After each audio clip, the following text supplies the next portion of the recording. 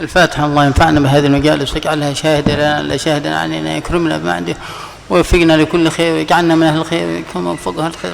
جد علينا وتكرم علينا يا أرحم الراحمين، وأصلحنا ولا تخيبنا يا أرحم، وفدنا إليك وقصدناك في هذا الوقت المبارك يا أرحم، فلا تخيبنا يا أرحم الراحمين، وأصلح لنا أعمالنا كلها واربطنا بأولادنا واجعل أعمالنا كلها مربوطة بأسلافنا وأجدادنا وما نوى أسلف في مثل هذه المجالس نوينا وما قصدوا قصدنا ودخلنا نياتنا في نياتهم ومقاصدنا مقاصدهم على كل نية صالحة جامع الخيرات الدنيا والآخرة وإلى حضرة النبي محمد. اسم الفاتحة. الرحمن الرحيم الحمد لله الرحمن الرحيم مالك يوم الدين نستعين اهدنا الصراط المستقيم آمين. بسم الله الرحمن الرحيم. الحمد لله رب العالمين. يا ربنا لك الحمد كما ينبغي لجلال وجهك وعظيم سلطانك، لا نحصي ثناء عليك أنت كما أثنيت على نفسك، فلك الحمد حتى ترضى ولك الحمد إذا رضيت ولك الحمد بعد الرضا. اللهم صل وسلم على معدن الفضل والجود والرحمة المهداة لكل موجود، سيدنا محمد الحامد المحمود، نبيك العربي ورسولك النبي الأمي، وعلى آله وصحبه كلما ذكرك وذكره الذاكرون وغفل عن ذكرك وذكره الغافلون. رب اشرح لي صدري ويسر لي أمري واحلل عقدة من لساني يفقه قولي، واجعل لي وزيرا من أهلي هارون أخي اشدد به أزري وأشركه في أمري كي نسبحك كثيرا ونذكرك كثيرا إنك كنت بنا بصيرا. الحمد لله على هذه النعمة، الحمد لله على هذا التوفيق. وكما أقول لك دائما أقول لكم يا أهل بصروان، نعمة كبيرة هذه المجالس التي خصكم الله بها، هذا غذاء للروح وغذاء للهدى. ويقولون قال بعض الحكماء إن العالم سراج عصره، فإذا أهل العصر لم يشعلوا سراجهم من هذا العالم ومات عليه انطفأ النور.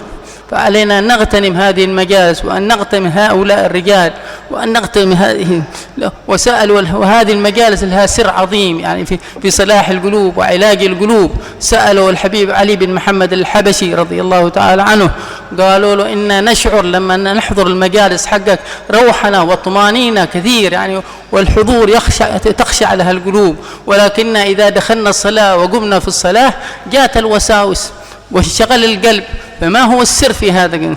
قال نعم، لأن في مجالس العلم وأهل العلم التعرف من الله، الله يتعرف على عباده وتنزل الرحمة وتنزل السكينة وتحفهم الملائكة. وأما في الصلاة فإن العبد يتعرف إلى ربه، وفرق بين العطاء النازل من فوق وبين الصاعد. هذه الأسرار لهذه المجالس فاغتنموها يا أخواني، واجعلوا واحدكم دائما على تربية الأولاد. مهم شو تربية الأولاد أمانة في أعناقكم هذه، فعليكم بتربيتهم وغرز محبة الخير في قلوبهم. الصلاة منذ الصغر انشئهم على حب الصلاة، لأن الصلاة صلة بين العبد وربه، فإذا انقطعت الصلة ما بينك وبين عبدك أصبحت خلاص صورة، يعني ما في حقيقة. والله كرمك وقال كرمنا بني آدم، فإذا أنت ما كرمت نفسك وحافظت على هذه الصلوات وهذه فأنت الذي أهنت نفسك. Hadirin sekalian yang dirahmati oleh Allah, mumpung beliau masih ada di sini, maka kita manfaatkan untuk memberikan arahan-arahan dan bimbingan pada kita semuanya, karena insyaallah beberapa hari lagi beliau sudah harus pulang ke kota Jeddah, Saudi Arabia. Karena itu majelis ini sebelum kita mulai dengan pembacaan kitab Arba'in Nawawiyah, kita menginginkan beliau memberikan faedah-faedah kepada kita semuanya. Dan alhamdulillah juga di majelis ini hadir tamu kita dari Malaysia, yaitu Al-Habib Hussein Al-Junaid. Beliau datang kepada kita. Habib Hussein ini adalah termasuk orang yang bergerak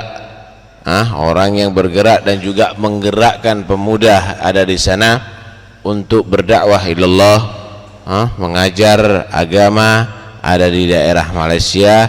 Dan kebetulan saya waktu ada di sana juga menghadiri majelis-majelis beliau, selalu didampingi oleh beliau ada di sana. Fa ahlan wa sahlan, kita ucapkan selamat datang kepada Al-Habib Hussein Al-Junaid. Hadirin sekalian yang dirahmati Allah, diterangkan tadi bahwa nikmat yang sangat besar bagi kita adalah berkumpulnya rutin ada di majlis ini untuk mendapatkan siraman agama, ceramah-ceramah agama, ilmu-ilmu yang bermanfaat, yang merupakan itu adalah kebutuhan daripada rohani kita, makanan bagi rohani kita. Dikatakan al-alim siraju ahli asrih, orang yang punya ilmu itu adalah pelita, penerang bagi orang yang hidup ada di zaman itu. Coba saya minta yang ada di luar jangan rame, khususnya panitia nggak usah rame, boleh mengatur tapi tak usah dengan mulut. Orang yang alim itu adalah ibarat pelita, lampu yang menerangi bagi penduduk atau orang-orang yang hidup ada di zaman itu. Kita bisa bayangkan kalau kita di tengah malam tanpa ada sinar, maka kegelapan yang kita dapatkan dari segala arah. Begitulah orang yang hidup ada di setiap zamannya tanpa orang yang berilmu yang mengajarkan ilmunya, yang membina umat ini, maka kita akan mendapatkan kegelapan di dalam segala arah kita. Orang yang menghadiri majelis seperti begini adalah sangatlah beruntung sekali. Dan subhanallah, ketika kita duduk dengan orang yang alim, kita merasakan ada kekhusyuan tersendiri, ada gerakan hati, ada rohaniyah, ada rasa roh kita, rasa dalam hati kita yang mungkin kita ketika sholat kita tidak dapatkan itu kekhusyuan. Kalau kita duduk dengan orang yang alim, orang yang wali, khusyuk, khudu, kita sholat kadang-kadang lupa semuanya. Kenapa demikian? Itu pernah ditanyakan oleh Habib Ali bin Muhammad Al-Habsyi oleh beberapa muridnya. Mereka menyatakan, ya Habib, kenapa ketika aku ini duduk dengan anda merasakan begitu khusyuk hatiku, begitu mantap dan tenang, tentram hatiku, tapi ketika aku sholat kadang-kadang kacau. Kenapa? Kata Habib Ali, ketahuilah majlis ilmu seperti ini, duduk bersama orang yang alim seperti ini, majlis salawat kepada Nabi, itu adalah ta'arruf minallah ilal abad. Itu adalah kucuran dari Allah, ma'rifah, rahmat kepada hamba, turun dari Allah kepada hamba. Adapun salat, ta'arruf minal abad ilallah, hamba berta'arruf, hamba bermunajat, naik kepada hadrat Allah subhanahu wa ta'ala. Beda yang turun dengan yang naik. Kalau itu turun jadi ngerojok, jadi kalau ini naik. Kalau ibarat air, kalau turun dari atas cepat sampainya ke bawah, tapi kalau udah dari atas dari bawah ke atas itu perlu pompa, perlu mesin. Masih usaha dari hamba untuk sampai ke atas itu perlu susah, tapi kalau langsung mendapatkan dari Allah subhanahu wa ta'ala itu cepat. Karena itu ketika kita menghadiri majlis seperti begini, kita lebih cepat merasakan kekhusyuan, ketentraman. Kenapa? Inilah tempat turunnya rahmat Allah subhanahu wa ta'ala. Karena itu beruntung sekali orang yang menghadiri majlis yang seperti ini. Dan didiklah anak-anak kamu dengan pendidikan yang baik, khususnya salat. Salat itu adalah silatun bainal abdi wa rabbih. Salat itu adalah hubungan antara hamba dengan Tuhannya. Kita bisa bayangkan kalau hubungan dengan hamba dengan Tuhannya tadi itu terganggu, apalagi terputus, siapa yang akan memperhatikan kita? Karena itu jangan sampai sholat tadi itu tidak dilakukan oleh satupun keluarga kamu. Jangan sampai kamu meninggalkan itu sholat. Hubungan dengan Tuhan, jika kamu jaga dengan baik, maka segala urusan kamu akan dijaga dengan baik oleh Tuhan kamu. Hubungan dengan Tuhan kamu jika tidak bagus, maka segala urusan kamu akan menjadi tidak baik nantinya. ومجالس الخير لها عطاءات كثيرة سرية إذا الإنسان يعني جاء إليها بحضور وخشوع. وكما قلنا إن لمجالس الخير وكل خير له عطاء. عطاء عام هذا يقسم فيه كل الناس، من جاء ومن حاضر ومن هو حاضر، هم القوم لا يشقى بهم جليسهم، ولكن العطاء الخاص هو الذي يأتي بقلب نظيف وقلب صالح، لأن القلب هذا وعاء وهو آلة الاستقبال. فإذا كانت آلة الاستقبال قوية بينك وبين ربك أعطاك عطاء خاص. وكما نقول دائما الحبيب علي بن محمد الحبشي لما يقول في المولد: اللهم إن لنا أطماعا في رحمتك الخاصة فلا تحرمنا. والأمثال كثيرة حتى في المحسوسات. نحن لو نظرنا إلى الشمس هذا لها عطاء عام، تعطيك الدفء تعطيك النور وتعطيك لنا. لكن هذه لما العطاء الخاص لما عملوا له أعطاهم الطاقة الشمسية، فأثمرت لهم أثمار خاصة غير العامة. فالإنسان إذا يبغى العطاء الخاص يتهيأ له. الذين جاهدوا فينا لنهدينهم سبلنا. وأحرصوا دائما على أن يحضر أولادكم الصغار المجالس مثل هذه المجالس، لأن النظر إلى العالم، النظرة إلى العالم تثمر في القلب، وهي كالبذرة تقع في القلب حتى يتهيأ القلب ويصلح، تشرق النور عليه. كما نظرة العين، نأخذ هناك مثال من نظرة العين. إذا نظرك العين أمرضك، فإذا كان هذا الشر يعني فكيف بعين العالم بالله؟ فإنها تصلح الإنسان. نظرات الأولياء فيها سر في هذا، ولا تحصل هذا إلا في مثل هذه المجالس. Majelis seperti begini ini ada dua macam pemberian yang Allah berikan, dan itu pernah diterangkan ada di malam Sabtu pengajian. Dua macam pemberian. Pertama sifatnya umum, artinya orang yang menghadiri majelis begini tidak boleh sia-sia. Nabi menyatakan humul gam la yashqa bihim jalisuhum. Orang yang bergabung di dalam berzikir kepada Allah tidak boleh menjadi orang yang celaka, akan diampuni dosanya oleh Allah Subhanahu wa ta'ala. Siapapun orangnya yang hadir mendapatkan barakah. Itu adalah ata'am.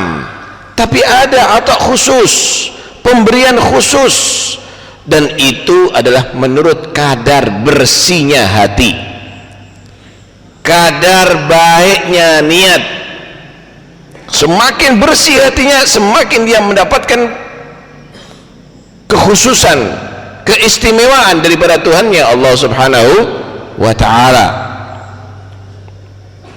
Karena itu kita yang menghadiri majlis ini, jadilah orang yang bisa meningkatkan pembersihan hatinya, sehingga pulang dengan membawa hasil yang khusus, yang istimewa daripada Allah Subhanahu wa ta'ala. Di sinilah Habib Ali Al-Habsyi dalam doanya memohon kepada Allah, Allahumma inna lana atma'an fi rahmatikal khassah fala tahrimna. Ya Allah, kami mempunyai harapan-harapan di dalam mendapatkan rahmat kamu yang khusus, bukan rahmat yang umum, rahmat kamu yang khusus.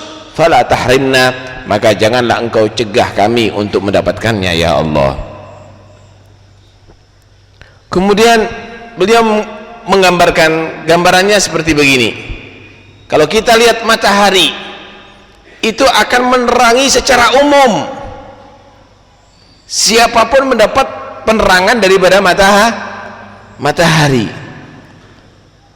secara umum mendapatkan, tapi ada yang mendapatkan secara khusus. Contohnya alat yang menyimpan sinar matahari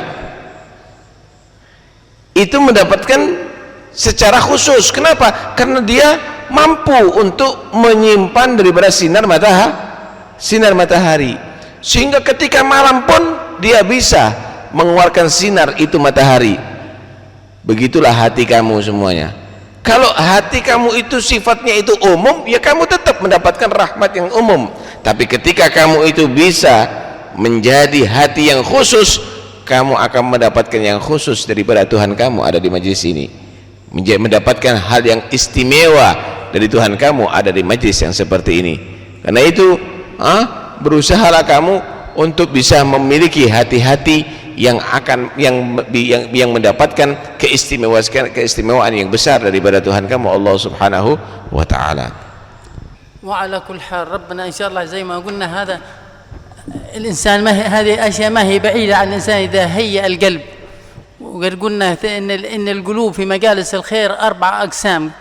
ذكرنا قلب هذا الذي ينشرح بمجلس الخير ويطمئن فيه ويحس بروحنا، ومهما طال عليه المجلس فإنه لا يمل. فهذا القلب السليم يوم لا ينفعه مال ولا بنون إلا من أتى الله بقلب سليم. والثاني يحضر مجالس الخير لكنه إذا طالت عليه هذا يملها ويقوم، فهذا على خير لأن في قلبه مرض، في قلوبهم مرض، فإذا حجب نفسه عن العلاج وامتنع فزاد المرض، زادهم الله مرضى. وأما إذا كان حضر المجالس وحضر فهذا عاد على خير، لأن هذا كالعلاج له، والعلاج والأدوية إذا زادت على الإنسان يملها ما في شيء، لكنه هذا على خير. والثاني يفضل مجالس اللهو على مجالس الخير، لو في مباراة ولا حاجة ومجلس خير فضل المباراة على الخير، فهذا قلب أعمى، فإن لا تعمل الأبصار ولكن تعمل قلوب التي في الصدور. والقلب الرابع هو القلب الذي ينفر من مجالس الخير ويبغض مجالس الخير ويبغض أهل الخير، فهذا قلب قاسي، فويل للقاسية قلوبهم من ذكر الله. والإنسان يأخذ الميزان ويأخذ ميزانه من هذا، أنت من أي القلوب قلبك، فإذا ارتحت في مثل هذه المجالس فابشر، فإن قلبك سليم. لكن حافظ على السلامة هذه، لأنك أنت في أرض وما حد يعصي الله في الكون هذا كله إلا في هذه الأرض، هذه كأنك في حجرة فيها مرضى، فعليك بصيانة قلبك وحفظه بالصلاة والذكر والهذا. فإذا أهملته استحوذ عليه الشيطان، والنفس إذا ما شغلتها بالخير شغلتك بالشر، فالإنسان يحافظ على. Beliau menyatakan bahwa orang yang menghadiri majelis seperti begini, hati orang yang menghadiri majelis seperti begini itu dibagi 4. Ya, hati sanubari orang yang menghadiri majelis seperti ini ada 4 macam. Yang pertama, merasa senang, merasa tentram di dalam menghadiri majelis seperti ini dan tidak bosan. Dia merasa haus setiap saatnya, ingin terus menghadiri majelis seperti ini. Inilah hati dikatakan qalbun salim, hati yang sehat, selamat daripada penyakit. Ini yang dikatakan oleh Allah, yauma la yanfa'u malun wala banun illa man atallaha biqalbin salim. Nanti dari kiamat tidak akan memberikan manfaat lagi itu harta manusia atau anak-anaknya manusia, kecuali orang yang menghadap kepada Allah di hari itu dengan membawa hati yang salim, hati yang selamat. Tandanya adalah dia selalu haus, selalu dia tadi itu merasa kurang dengan menghadiri majlis-majlis yang baik seperti ini. Ini yang pertama. Yang kedua, mau menghadiri majlis seperti ini tapi nggak mau lama-lama. Kalau lama bosan, sebentar saja, lama dikit udah gelisah. Ini berarti qalbun marid, hati qalbun fihi marad, hati yang mempunyai penyakit. Fi qulubihim maradun, karena sebagaimana jasad ini bisa sakit, hati juga bisa sakit, berarti perlu diobatin. Ketika perut tadi itu mau bisa menerima makanan, perut manusia bisa menerima makanan, tapi merasa sakit kalau terlalu banyak, berarti ada penyakit. Makan bisa masuk, tapi sakit rasanya di dalam, berarti ada penyakit, cepat berobat. Ketika menghadiri majlis ilmu mau, dan ketika dimasuki dengan ilmu agak gelisah, agak lama dikit, diajak berzikir gelisah, ada penyakit. Jangan dibiarkan. Kalau kamu biarkan, semakin tambah parah, tambah sakit, dan akhirnya menjadi penyakit yang berbahaya. Begitu juga hati kamu. Kalau kamu merasa tidak tumaknina di majlis ini, kalau masih ada yang merasa gelisah di majlis ini, cepat dia obatin. Gimana cara mengobatinya?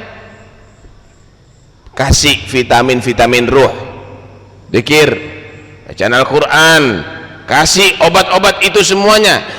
Kenapa? Ketika hati tadi itu sudah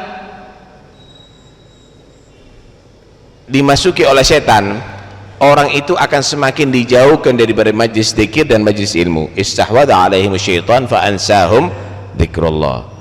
Disitulah perlu usaha yang keras bagi kamu untuk mengobati hati kamu.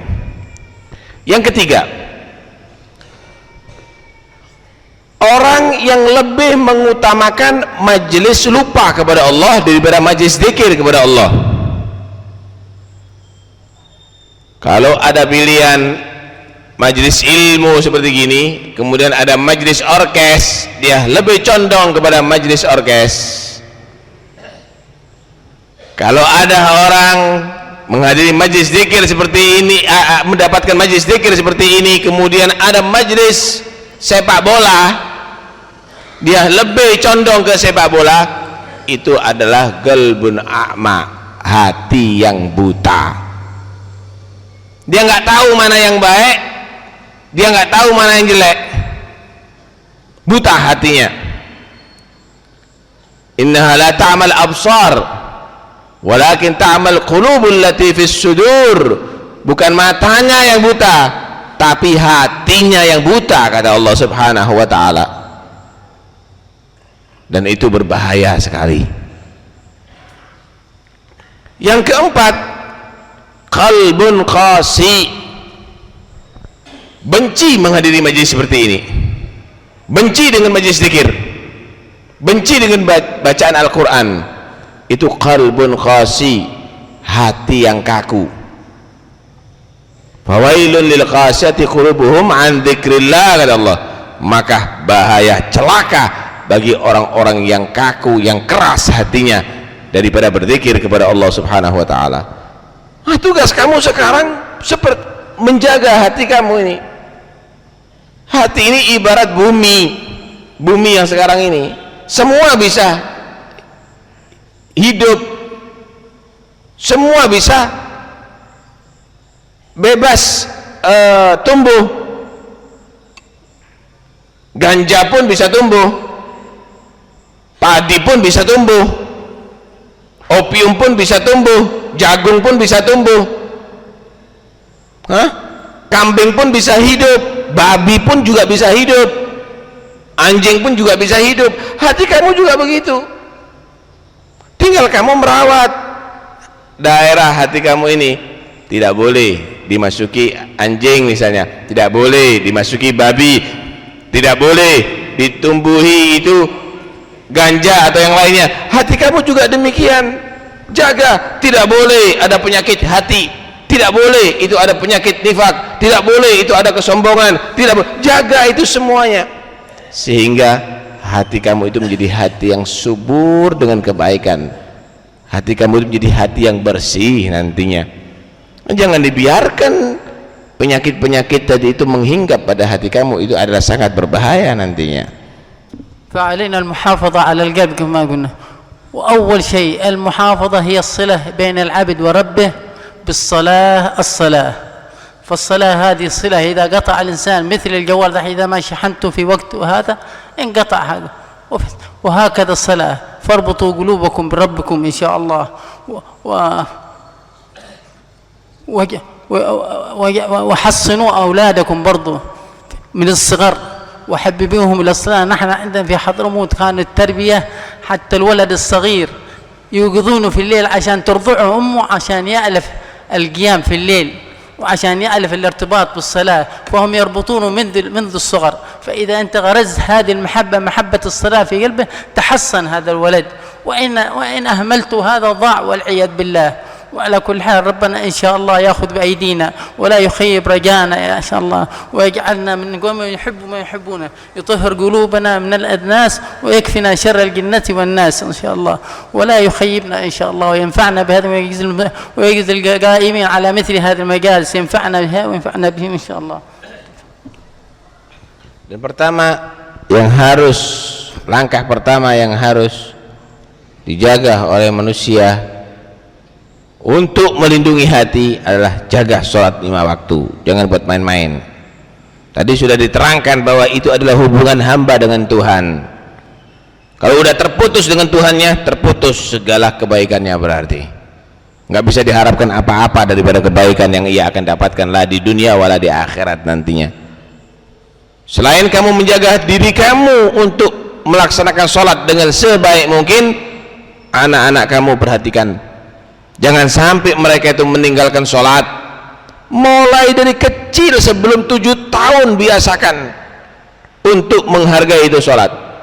Tuh lihat orang-orang dulu, jangan hanya sholat wajib, sholat sunnah mulai kecil mereka itu udah perhatikan. Bahkan diceritakan mulai anaknya masih bayi, jam 3 malam selalu ibunya membangunkan anaknya untuk disusui. Jadi anaknya dibangunkan jam 3 malam, bangun, nangis anaknya, ditetei. Terus begitu, akhirnya dengan sendirinya setiap jam 3 dia bangun. Mulai dari bayi udah dilatih untuk qiyamul lail. Kamu minimal 5 waktu jangan sampai tidak kamu kerjakan. Itu berbahaya sekali, saudara. Malah tadi malam beliau juga menerangkan kepada kita waktu lagi duduk sama Habib Hussein Al-Junaid, kita ini harus mendidik anak-anak kita ini untuk gemar sholat. Anak wanita misalnya mulai umur 3 tahun 4 tahun dibuatkan pakaian sholat, sehingga ketika sholat mereka pakai pakaian itu. Ayo sekarang waktunya sholat, mereka pakai pakaian itu. Kita gemarkan mereka. Nggak wajib sholat, tapi kita gemarkan. Kalau kita masuk rumah pertama ketemu, jangan ditanya makannya dulu. Udah sholat, udah bagus. Kalau perlu dikasih hadiah. Sampai-sampai diceritakan orang dulu itu kalau mendidik anaknya untuk menjaga sholat ini, jika melihat anaknya itu sholat isya berjamaah, waktu kecil-kecil itu sholat isya berjamaah, malam ketika tidur di bawah bantalnya dikasih duit, bangun tidur dibuka ada duit, nasihati sama dikatakan sama orang tuanya, tuh lihat berkatnya kamu sholat isya dapat duit, kamu dikasih rezeki oleh Allah Subhanahu wa ta'ala. Yang nggak sholat isya di bawah bantalnya dikasih batu. Yang nggak sholat isya berjamaah di bawah bantalnya dikasih batu. Teman-temannya, saudara-saudaranya yang sholat isya dapat duit, kemudian dia mendapatkan dapat batu. Lu kok dapat batu gitu? Nah ini karena kamu nggak sholat isya. Besok sholat isya semuanya berjamaah. Begitu caranya mendidik kepada anaknya untuk rajin dan gemar sholat. Nah karena itu jangan sampai kamu menjadi orang yang gagal, saudara. Sholat itu adalah sangat penting, dan kata beliau tidak perlu saya akan panjang lebar dalam majelis ini, karena majelis ini adalah majelis rutin yang mungkin ada sudah kitab panduan yang dibaca, tapi yang jelas beliau berdoa mudah-mudahan insyaallah majelis ini akan membawakan manfaat bagi kita semuanya, tambahan ilmu, kemudian akan bisa menjadikan kita orang-orang yang saleh. Amin Allahumma amin. Kita baca kitab Arba'in Nawawiyah. Bismillahirrahmanirrahim. Alhamdulillahirabbil alamin. Wa bihi nasta'inu ala umurid dunya waddin. Wa sallallahu ala sayyidina Muhammadin wa ala alihi wa sahbihi ajma'in. An Amiril Mu'minin Abi Hafsin Umar bin Al-Khattab radhiyallahu anhu qala Sami'tu Rasulullah sallallahu alaihi wasallam yaqul innamal a'malu binniyat wa innama likulli imri'in ma nawa faman kanat hijratuhu ila Allah wa rasulih fahijratuhu ila Allah wa rasulih wa man kanat hijratuhu lidunyan yusibuha aw imra'atin yankihuha fahijratuhu ila ma hajara ilaih. Rawahu Imam al-Muhaddithin Abu Abdullah Muhammad bin Ismail bin Ibrahim ibn al-Mughirah bin Bardizbah al-Bukhari wa Abu al-Hasan Muslim ibn al-Hajjaj bin Muslim al-Qushairi an-Nisaburi fi sahihaihima alladaini huma ashahhul kutubil musannafah. An Amiril Mu'minin, daripada amir pemimpin orang-orang yang beriman, Abi Hafs, julukannya Abi Hafs, namanya Umar ibnul Khattab, anak daripada Khattab radhiyallahu an. Mudah-mudahan Allah meridai daripada Umar ibnul Khattab. Qala, berkata, sami'tu, aku mendengar Rasulullah sallallahu alaihi wasallam yaqul, bahwa Rasulullah sallallahu alaihi wasallam bersabda, innamal a'malu, hanya saja amal-amal manusia itu binniyat, bergantung atau disebabkan dengan niat-niatnya. Wa innama, dan hanya saja likulli imri'in manawa, bagi setiap manusia manawa, apa yang telah ia niatkan. Faman kanat hijratuhu, maka barang siapa yang ada hijrahnya itu man ilallahi wa rasulih, kepada Allah dan Rasulnya man, fahijratuhu, maka hijrahnya si man dicatat di sisi Allah menurut niatnya ilallahi wa rasulih, hijrah kepada Allah dan hijrah kepada Rasulullah. Wa man kanat, dan barang siapa yang ada hijratuhu, hijrahnya si man li dunia, untuk dunia, yusibuha, yang mendapatkan si manha itu dunia, awimra'atin, atau seorang perempuan, yang kihu, yang menikahi itu si manha itu perempuan, fahijratu, maka hijrahnya si man dicatat sesuai niat dan tujuannya, ila ma hajara ilaih, terhadap apa yang hijrah itu man kepadanya. Rawahu, meriwayatkan ini hadis Imam al-Muhaddithin, dua imam ahli hadis. Yang pertama julukannya Abu Abdullah, namanya Muhammad bin Ismail bin Ibrahim bin Mughirah bin Bardizbah al-Bukhari. Yang kedua julukannya Abul Hasan, namanya Muslim bin Hajjaj bin Muslim al-Qushairi an-Nisaburi. Menyebutkan dua imam ahli hadis ini dalam dua kitab sahihnya, fi sahihaihima alladaini, yang mana dua sahih kitab imam ini as-sahhul kutubil musannafa, paling sahnya kitab-kitab yang dikarang, paling dijamin kesahannya kitab-kitab yang dikarang. Kita bahas hadisnya dulu, baru kita bahas nanti sanadnya dan perawinya. Innamal a'malu, inna harfu taukidin wa nasbin, ma zaidah. Kalau inna bersambung dengan ma zaidah itu ada ifadatul hasr. Kalau inna itu bersambung dengan ma zaidah berarti ada memberikan satu faedah pembatasan.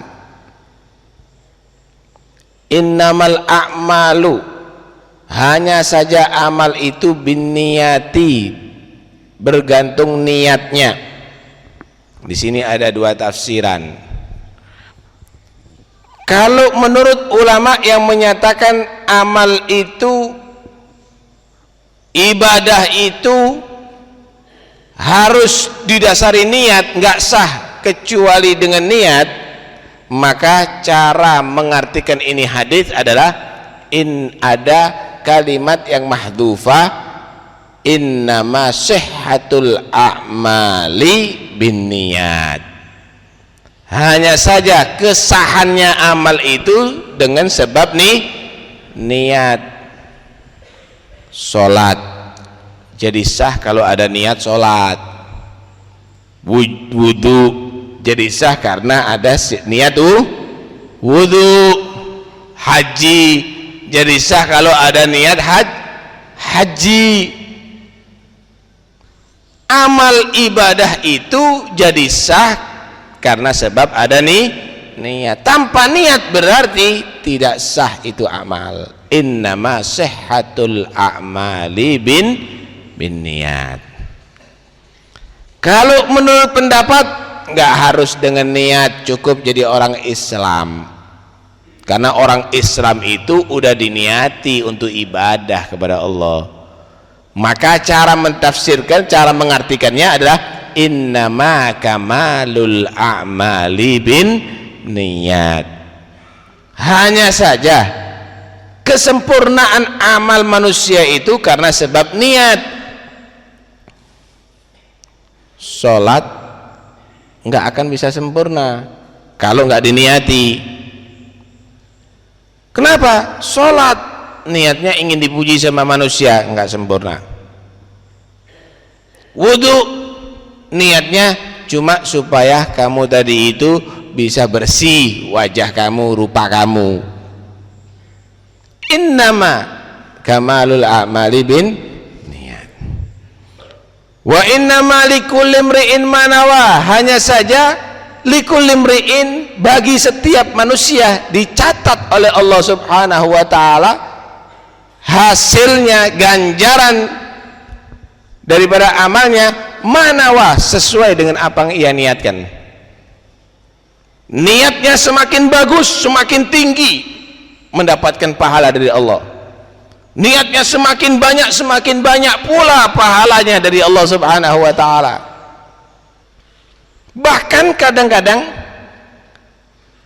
yang bukan ibadah asal diniati baik dapat pahala. Orang makan, nggak tunggu orang makan, kucing juga makan. Tapi ketika orang yang beriman makan, diniati, saya ini makan nggak sama dengan kucing makan, nggak sama dengan ayam makan. Saya ini makan adalah supaya saya ini sehat. Kalau udah sehat tidak terganggu aku mencari ilmu.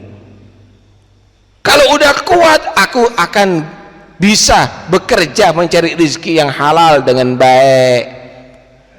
Kalau udah aku punya energi, aku gunakan untuk meningkatkan sholatku.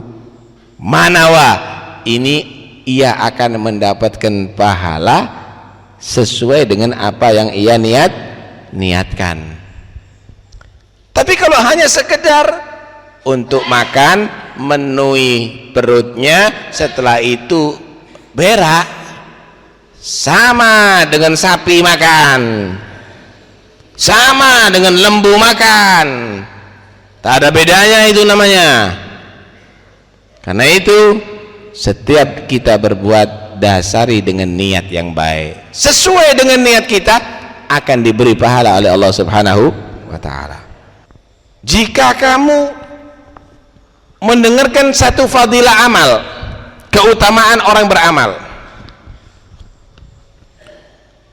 Amal kebaikan yang kamu tidak mampu melakukan. Contoh, kalau seandainya saya jadi bupati, saya akan berantas itu pelacuran, niat. Tapi kamu nggak mampu untuk jadi bupati. Kalau seandainya saya jadi polisi, saya akan tangkap segala orang yang bermain judi misalnya. Tapi kamu nggak jadi polisi, kamu tidak mampu melakukan itu. Paham ya? Niati itu amal kebaikan, bagaimana pahalanya memberantas kemaksiatan, tapi kamu tidak mampu melaksanakan itu karena kamu tidak punya wewenang.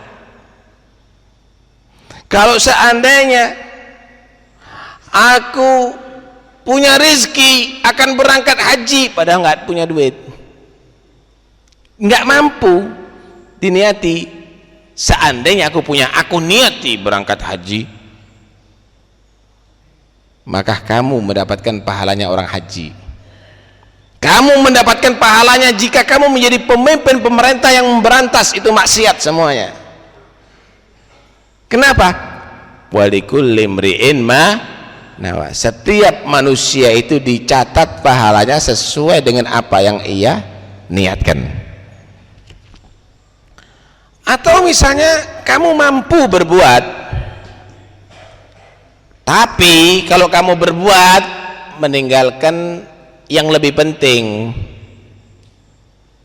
Contoh, punya duit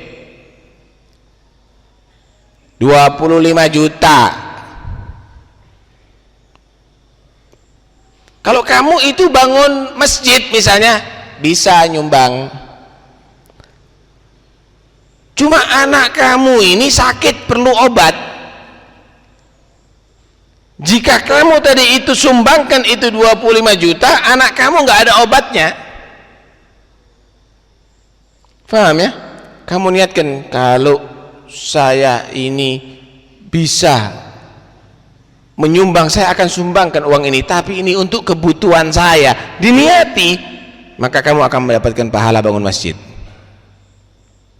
Kamu akan mendapatkan pahala bangun masjid. Disinilah bagaimana Allah membuka peluang bagi orang yang tidak mampu untuk bisa mendapatkan pahala seperti orang yang beramal, seperti orang yang berbuat. Bahkan niyatul mu'mini khairun min amalih. Kadang-kadang dengan bermodalkan niat orang yang tidak mampu dari itu bisa mendapatkan pahala lebih tinggi, lebih banyak daripada orang yang beramal. Sehingga diceritakan ketika nanti di mahsyar, itu ada beberapa orang, dia tidak pernah berbuat kebaikan yang banyak, malah kalau dihitung dosa yang lebih banyak. Kemudian ada buku laporan amal yang masih belum terbuka, diperintahkan oleh malaikat, buka itu isinya. Dibuka, haji setiap tahun, padahal nggak pernah haji.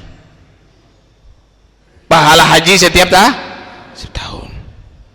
Bangun masjid 1000 masjid, padahal nggak pernah bangun masjid. Membantu anak yatim ribuan anak yatim, padahal nggak pernah membantu. Sedekah sekian miliar, padahal nggak pernah dia melarat di dunia. Wah, ini keliru ini jelas bukan laporan amalku ini. Maka dijawab, itu laporan amal kamu. Kenapa? Kamu tidak mampu haji. Setiap tahunnya kamu niat, tahun ini saya kalau dapat rezeki lebih, saya berangkat haji. Niat dari hati betul, Paham ya? Maka dicatat oleh Allah pahala haji setiap tahun. Enak kan ini? Wong sungi niate sing apik. Kemudian ada bangunan masjid, nggak ada uang sama sekali, nggak mampu dia nyumbang. Saya niat kalau punya duit saya nyumbang bangun masjid,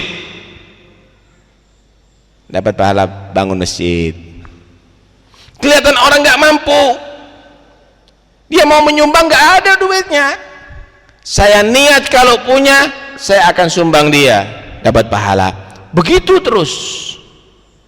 Cuma kalau nggak mampu, kalau mampu nggak bisa niat dok. Duitnya banyak, saya niat tahun ini haji, tapi nggak haji-haji. Itu namanya pembohong, pendusta. Punya duit, saya niat tidak sedekah, brak, misalnya di kalengnya dikasih digebrak, tak niati. Nggak bisa begitu. Kalau mampu harus dia mengeluarkan, harus dia berbuat. Kalau tak mampu baru dia niat. Diceritakan satu saat di Bani Israel, waktu itu ada musim kekeringan, ada musim kekeringan, sehingga banyak orang yang kekurangan makanan. Lah ketika kekeringan makanan kurang berarti naik harganya. Ini seperti krisis di Indonesia ya enggak? Naik harganya, main orang berebut harga. Banyak yang kelaparan saat itu. Ini orang enggak tega begitu, kelihatan ada orang lapar, anak-anak kecil menangis, enggak tega. Dia waktu melihat padang pasir, begitu banyak tumpukan pasir ada di padang pasir, dalam hatinya, ya Allah, saya betul-betul niat kalau seandainya ini padang pasir menjadi gandum milikku semuanya, tumpukan pasir itu menjadi gandum semuanya menjadi milikku, saya akan bagikan kepada mereka, sedekahkan kepada mereka semuanya biar mereka kenyang. Niat ya. Akhirnya Allah memberikan wahyu kepada Nabi zaman itu, cari orang itu, wahai Nabi, cari orang itu, sampaikan salamku dari Tuhannya. Udah dicatat pahala bagi orang tadi itu sesuai dengan niatnya. Dia mendapatkan pahala memberikan makanan kepada seluruh orang yang lapar, sebanyak butir-butir pasir yang ada di padang pasir tadi itu. Masya Allah. Itulah niat saudara. Karena itu jangan sampai disia-siakan itu niat. Diatur. Kawin misalnya, jangan niat kepingin nikmat dok, nggak nunggu ente, kambing juga kawin. Tapi orang yang beriman kawinnya bukan itu aja tujuannya. Pertama, melindungi diri daripada zina, pahala. Kedua, mencari pasangan untuk membantu dia meningkatkan ibadah kepada Allah Subhanahu wa ta'ala. Yang asalnya sholat sendiri bisa berjamaah kan sama istri. Kalau dia lupa ada mengingatkan istrinya atau sebaliknya. Ketiga, untuk muasyarah bil ma'ruf, cari rezeki halal, nanti dibiayakan, dikasih nafkah istrinya, pahala. Makanan yang masuk ke istri kita, itu kewajiban kan? Dari rezeki yang halal kita sedekahkan kepada kita, nafkahkan kepada istri kita, masuk mulutnya setiap butirnya pahala. Kemudian diniatkan untuk punya turunan yang baik, anak-anak yang baik, anak-anak yang soleh, pahala. Begitu seharusnya kalau orang mau beruntung. Nah, karena itu atur niat yang baik. Itu orang dulu itu dicatat semuanya. Sebelum tidur itu ada catatannya. Saya bangun jam 2:30, akan baca Quran sekian juz, sholat sekian rakaat, kemudian berangkat ke masjid jam sekian, saya akan sholat subuh, saya akan baca wirid itu, wirid ini, itu dan ini, saya akan sholat duha jam sekian, saya akan makan jam sekian, saya akan itu. Catat semuanya sampai malam, sampai tidurnya. Tidur, saya niatkan dengan tidur ini jam sekian supaya bangun jam sekian. Saya akan niatkan tidur ini sesuai dengan yang diniatkan oleh Nabi, sahabatnya Nabi. Saya terus catat. Kalau udah mau tidur dibaca. Saya akan niat ini, saya akan niat ini, saya akan niat ini, saya akan niat ini. Bangun tidur dibaca lagi. Kemudian dia melakukan sesuai dengan apa yang ia niatkan. Sebelum tidur lagi malam dibaca. Mana yang luput ya? Ya Allah, sholat duha saya niat 8 rakaat, cuma saya sholat 4 rakaat. Kasih tanda.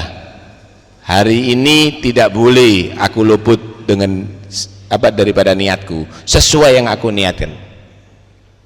Ya Allah, saya asarnya berangkat dari masjid ke masjid jam 3, tapi saya berangkatnya jam 3:30. Kasih tanda, tidak boleh terlambat lagi. Jadi terkontrol, ada agenda amal. Kalau kita kan enggak. Ada pekerjaan itu di mana? Catat alamatnya. Ada urusan itu di mana? Catat nomor teleponnya. Tapi kalau amal enggak dicatat.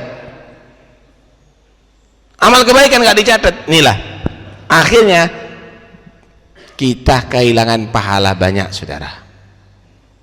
Nanti insya Allah akan kita teruskan, ada di pengajian yang akan datang tentang niat, tentang niat, dan insya Allah juga akan kita bahas siapa itu Sayyidina Umar bin Khattab, siapa itu Imam Bukhari, siapa itu Imam Muslim.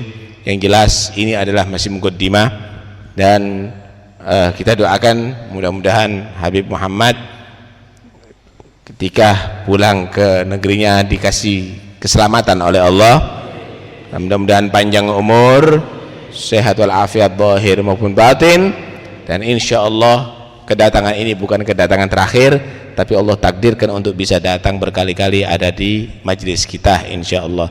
Amin Allahumma amin.